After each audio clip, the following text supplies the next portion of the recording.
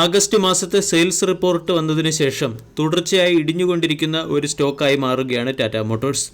കഴിഞ്ഞ trading സെഷനിലും Tata Motors 4% ഇടിഞ്ഞ് 1050 രൂപയ്ക്ക് അടുത്ത് ക്ലോസിംഗ് നൽകി. 3.86 ലക്ഷം കോടി രൂപയുടെ മാർക്കറ്റ് ക്യാപ്പുള്ള കമ്പനിയുടെ വാല്യൂഷൻ 9, ഡിവിഡൻഡ് ഈൽഡ് 0.29%. 6 മാസം കൊണ്ട് സ്റ്റോക്ക് ഫ്ലാറ്റ് റിട്ടേണാണ് നൽകിയത്. ടാറ്റ മോട്ടോഴ്സ് 2024 മാത്രം 32% റിട്ടേൺ നൽകുകയും ചെയ്തു. തുടർച്ചയായി 6 ദിവസം കൊണ്ട് ഇടിഞ്ഞുകൊണ്ടിരിക്കുന്ന ടാറ്റ മോട്ടോഴ്സിന് HSBC എന്ന ബ്രോക്കേജ് ഏജൻസി ഹോൾഡ് എന്ന റേറ്റിംഗും 1100 രൂപയുടെ ടാർഗറ്റ് നൽകിയിട്ടുണ്ട്. കറണ്ട് മാർക്കറ്റ് പ്രൈസിൽ നിന്നും 50 രൂപ അപ്സൈഡിലുള്ള ടാർഗറ്റാണ് HSBC എന്ന ബ്രോക്കേജ് ഏജൻസി നൽകിയത്. ആദ്യം തന്നെ HSBC എന്ന ബ്രോക്കേജ് ഏജൻസി നൽകിയ ടാർഗറ്റിന് പിന്നിലെ റാഷണൽസ് മനസ്സിലാക്കാം.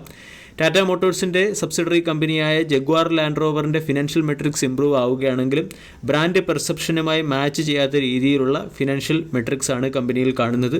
കൂടാതെ പ്രീമിയം കാർ സെഗ്മെൻറ്റിൽ പോർഷയുമായി വാല്യൂഷൻ മിസ്മാച്ചുമുണ്ട് JLRന്.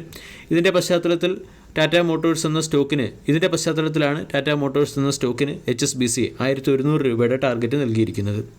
ടാറ്റ മോട്ടോഴ്സ് എന്ന സ്റ്റോക്കിൻ്റെ ആഗസ്റ്റ് മാസത്തെ സെയിൽസ് റിപ്പോർട്ട് മോശമായിരുന്നു.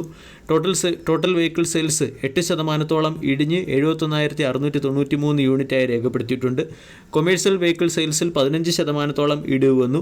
27,207 യൂണിറ്റാണ് ആഗസ്റ്റ് മാസത്തിൽ വിറ്റത്. പാസഞ്ചർ വെഹിക്കിൾ സെയിൽസിൽ 3% ഇടിവ് വരികയും 44,486 യൂണിറ്റ് മാത്രമേ ടാറ്റ മോട്ടോഴ്സിന് വിൽക്കാൻ സാധിക്കുകയും ചെയ്തുള്ളൂ. മോത്തിലാൽ ഒസ്വാൾ എന്ന ബ്രോക്കേജ് ഏജൻസിയുടെ പെർസെപ്ഷൻ പോസിറ്റീവാണ്. മോത്തിലാൽ ഒസ്വാൾ പറയുന്നത് Tata Motors medium and heavy commercial സെഗ്മെൻറ്റിൽ 2025 ഫിനാൻഷ്യൽ ഇയറിൽ 4% വളർച്ച കൈവരിക്കാൻ സാധ്യതയുണ്ട്. അതോടൊപ്പം തന്നെ ലൈറ്റ് കൊമേഴ്സ്യൽ വെഹിക്കിൾ സെഗ്മെൻറ്റിൽ 5% വളർച്ച കൈവരിച്ചേക്കും. ടാറ്റ മോട്ടോഴ്സ് എന്ന സ്റ്റോക്ക് റെക്കോർഡ് ഹൈയിൽ നിന്നും ഡിസ്കൗണ്ട് പ്രൈസ് ലഭിക്കുന്നു. 1179 റെക്കോർഡ് ഹൈ. കഴിഞ്ഞ 3 വർഷം കൊണ്ട് സ്റ്റോക്ക് ഇൻവെസ്റ്റേഴ്സിന് 284% റിട്ടേൺ നൽകുകയും ചെയ്തു.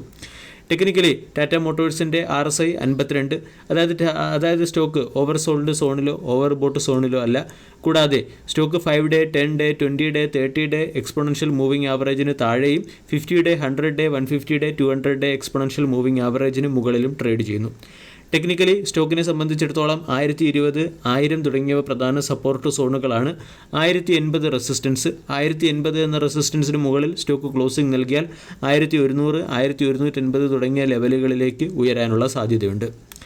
രണ്ടാമത്തെ അപ്ഡേറ്റ് പ്രീമിയർ എനർജി ലിമിറ്റഡുമായി ബന്ധപ്പെട്ടത്. റീസെൻ്റ്ലി മാർക്കറ്റിൽ ലിസ്റ്റഡ് ആയതും ഒരാഴ്ച കൊണ്ട് 10% റിട്ടേൺ നൽകിയ ഒരു സ്റ്റോക്കാണ് Premier Energies limited.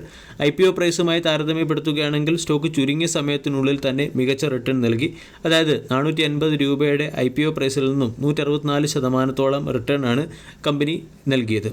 Premier energies എന്ന കമ്പനി 1995 എസ്റ്റാബ്ലിഷ്ഡ് ആയ കമ്പനിയാണ്. കമ്പനി പ്രധാനമായും സോളാർ പമ്പുകളുടെ മാനുഫാക്ചറിംഗ്, സപ്ലൈ, ഇൻസ്റ്റാളേഷൻ തുടങ്ങിയവ ചെയ്യുന്നുണ്ട്. അതുപോലെ തന്നെ സോളാർ മൊഡ്യൂൾസ് മാനുഫാക്ചറിങ്ങുമായും ബന്ധപ്പെട്ട് കമ്പനി പ്രവർത്തിക്കുന്നു. EV segment, green energy segment തുടങ്ങിയ സെഗ്മെൻറ്റിലെ എക്സ്പോസർ മൂലം സ്റ്റോക്ക് ചുരുങ്ങിയ സമയത്തിനുള്ളിൽ മികച്ച പെർഫോമൻസ് കാഴ്ചവെക്കുകയും ഏകദേശം ഓവർ വാല്യൂഡ് കാറ്റഗറിയിലേക്ക് എത്തുകയും ചെയ്തിട്ടുണ്ട്. 2830 കോടി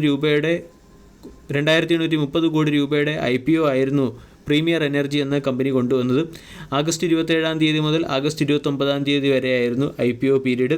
അതിനുശേഷം മാർക്കറ്റിൽ ലിസ്റ്റഡ് ആയതിനു ശേഷം സ്റ്റോക്കിൽ മികച്ച രീതിയിലുള്ള റാലി നമുക്ക് കാണാൻ സാധിക്കുകയും ചെയ്തു. പ്രീമിയർ എനർജീസ് ലിമിറ്റഡിനെ സംബന്ധിച്ചിടത്തോളം 995 സ്റ്റോക്കിൻ്റെ ഒരു പ്രധാനപ്പെട്ട സപ്പോർട്ടാണ്. അതേസമയം 1100 സ്റ്റോക്കിൻ്റെ ഒരു പ്രധാന റെസിസ്റ്റൻസും. 1100-ൽ നിന്നും കറക്ഷൻ വരാനുള്ള സാധ്യത കൂടുതലാണ്. ഇവിടെ 1100, 1200 തുടങ്ങിയ റേഞ്ചുകളിലായിരിക്കും ഈ സ്റ്റോക്കിൽ പ്രോഫിറ്റ് ബുക്കിംഗ് പ്രതീക്ഷിക്കേണ്ടത്. അതേസമയം 995 എന്ന സപ്പോർട്ട് നഷ്ടമായാൽ സ്റ്റോക്ക് ചിലപ്പോൾ 900, 800 തുടങ്ങിയ ലെവലുകളിലേക്ക് ഇടിയാനുള്ള സാധ്യതയുണ്ട്. വീഡിയോ എല്ലാവർക്കും ഇഷ്ടമായി എന്ന് വിശ്വസിക്കുന്നു. Thank you.